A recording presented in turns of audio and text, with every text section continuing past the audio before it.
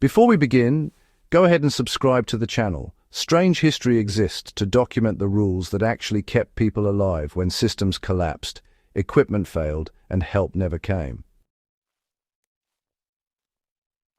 If you value survival knowledge that was proven under pressure rather than marketed afterward, this channel is for you.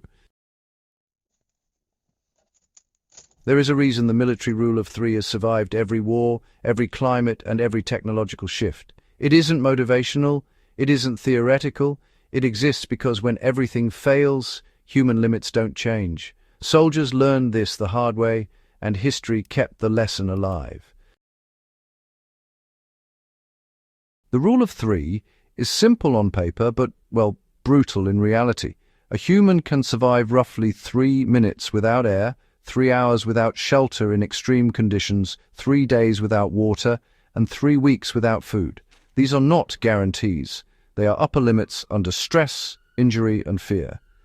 What makes this rule powerful is not the numbers, but the order. Soldiers survive because they respect that order, even when panic tells them otherwise. The first priority is air and immediate life threats. In combat, this means stopping bleeding, clearing airways, and removing yourself from immediate danger. Soldiers are trained to address what kills fastest first, even if it feels less dramatic than searching for food or moving towards safety. History shows that ignoring immediate threats in favor of doing something is how people die quickly. In survival situations outside combat, the same principle applies. Exposure, drowning risk, smoke, or injury end lives long before hunger ever becomes relevant. Soldiers survive because they slow down enough to assess what will kill them now, not what might be uncomfortable later. The second priority is shelter, and this is where most civilians misunderstand survival. Shelter is not about comfort. It is about controlling heat loss and heat gain. Soldiers learn that exposure kills faster than thirst in many environments. Cold drains energy, clouds judgment, and accelerates injury. Heat exhaustion destroys decision-making just as efficiently. Military survival manuals emphasize shelter early because, soldiers often operate wet, exhausted, and injured. Even a basic windbreak, a bit of ground insulation, or some shade can buy hours or even days of survivability. History shows that people who delay shelter construction in favor of travel or searching for food often never get the chance to correct that mistake. Shelter is not a project. It is, quite simply, a life support system. The third priority is water, and honestly, this is where discipline really separates survivors from casualties. Soldiers are taught to manage water before they even feel thirsty. Dehydration doesn't just weaken the body, it also degrades judgment, increases risk-taking, and compounds fatigue. Historically, soldiers survived long periods with very limited food, but dehydration ended campaigns, patrols, and, lives. That's why military training emphasizes water discipline, rationing, sourcing, and protecting water supplies. Panic drinking, poor source selection, and unnecessary exertion destroyed survival margins faster than enemy action ever could. The rule of three forces a soldier to slow down and prioritize.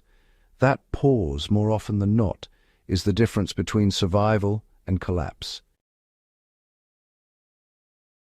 Food comes last, and this is really where survival media has, done the most damage. Soldiers understand that food is actually a long-term problem. Calories matter, sure, but not at the expense of shelter, hydration, or injury prevention. In historical survival accounts, those who conserved energy and delayed food acquisition outlived those who hunted immediately. The military approach treats the body as a system under stress. Every unnecessary movement burns fuel, and every bad decision just compounds fatigue. Survival is not about doing more, it's about doing less, correctly.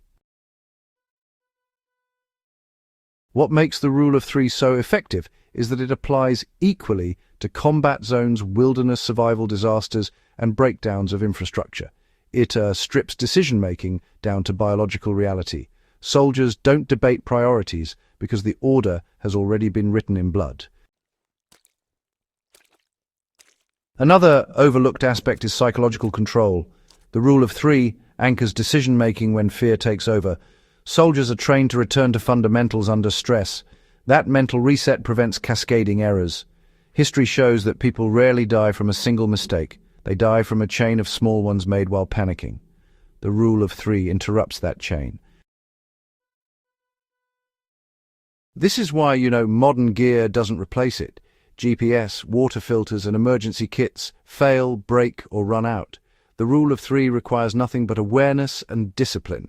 That's why it survived mechanized warfare, aerial combat, jungles, deserts, and Arctic conditions. It is not outdated, it is foundational. The mistake most civilians make is treating the rule of three as trivia rather than as a decision-making framework. Soldiers don't memorize it, they use it. When conditions deteriorate, they ask one question: what kills me first?